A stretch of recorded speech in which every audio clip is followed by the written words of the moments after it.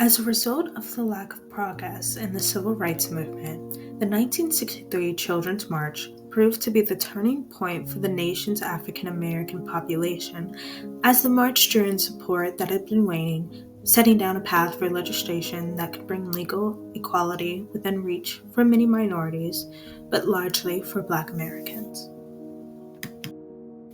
The history of African Americans in America began many centuries ago with the transatlantic slave trade, where they faced diseases, torture, and death. Those who survived the journey to America were forced to work amongst plantations without choice. It wasn't until the Civil War that a better future could be seen as a possibility.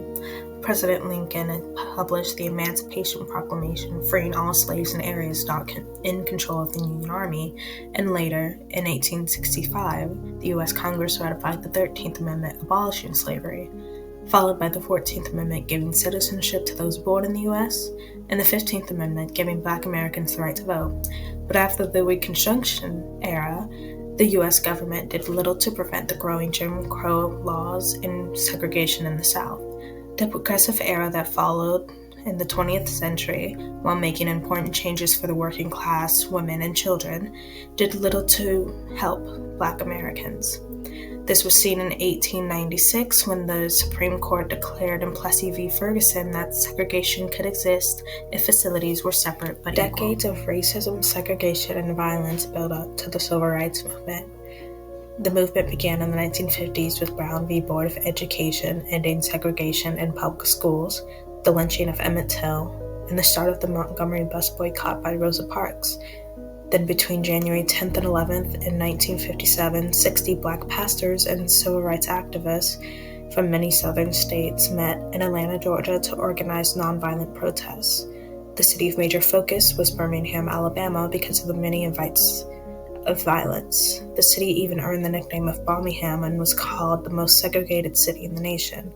This was largely because the city was under the governorship of George Wallace, who was endorsed by the Ku Klux Klan and strongly took a pro-segregation stance. Then in April of 1963, the Southern Christian Leadership Conference organized what became Project C, a series of protests in Birmingham, one of them being the Children's Crusade.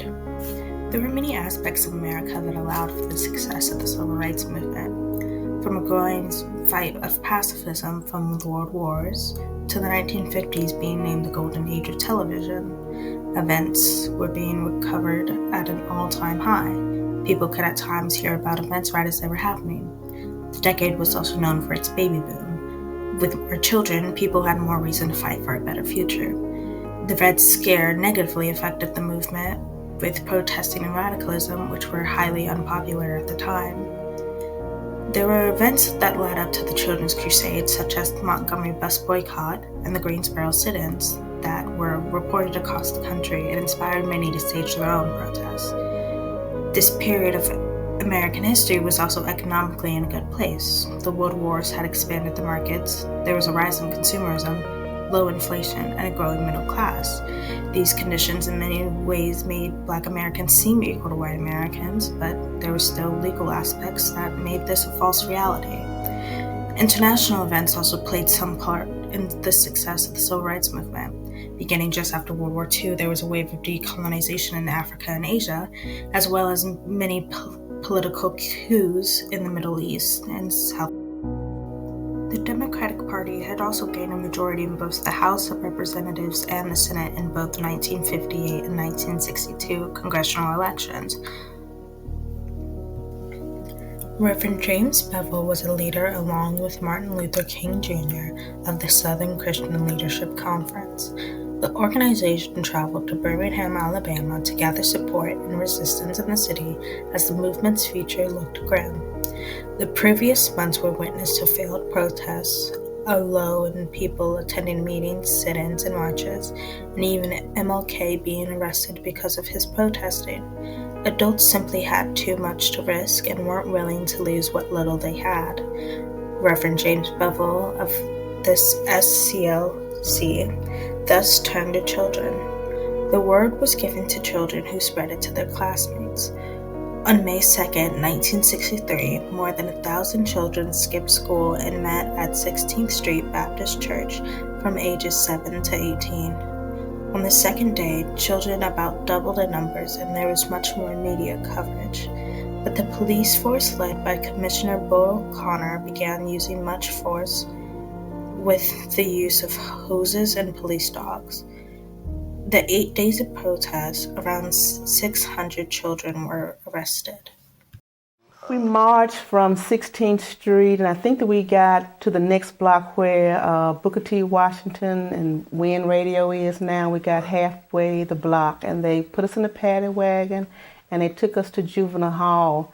And in my remembrance now, that apparently right after I was arrested, that must have been a big thrust when so many other people were arrested, and they ended up at the fairgrounds, because you would get news sometimes that there's no more room here, and they're now putting people out of the fairgrounds because there's no other jails. They were all. What happened after that? Well, I started attending mass meetings on a regular basis. I went to some student nonviolent workshops and learned freedom songs, learned that nonviolence was the only accepted behavior. We were told no matter what is said to you, what's done to you, you could only sing or pray. We had enough courage to remain in that line, get in that paddy wagon, and go to jail. And then how long were you in jail for? I was in jail for 4 days. 4 days. Mm-hmm. That's when things got a little intimidating. While the Children's Crusade did many good things, the event did not end the fight for Black Americans at all. Still to this day, African Americans fight against police brutality and a biased justice system. The Children's Crusade continued a common theme in social issues, using children as a base to gather support as the general public tends to pay more attention to children.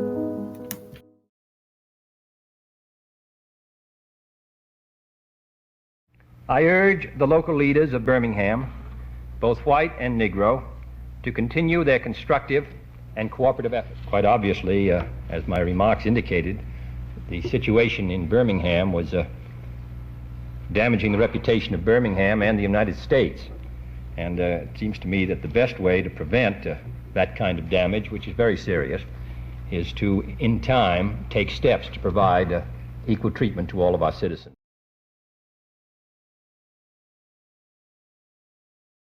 I hope that every American, regardless of where he lives, will stop and examine his conscience about this and other related incidents. This nation was founded by men of many nations and backgrounds. It was founded on the principle that all men are created equal, and that the rights of every man are diminished when the rights of one man are threatened.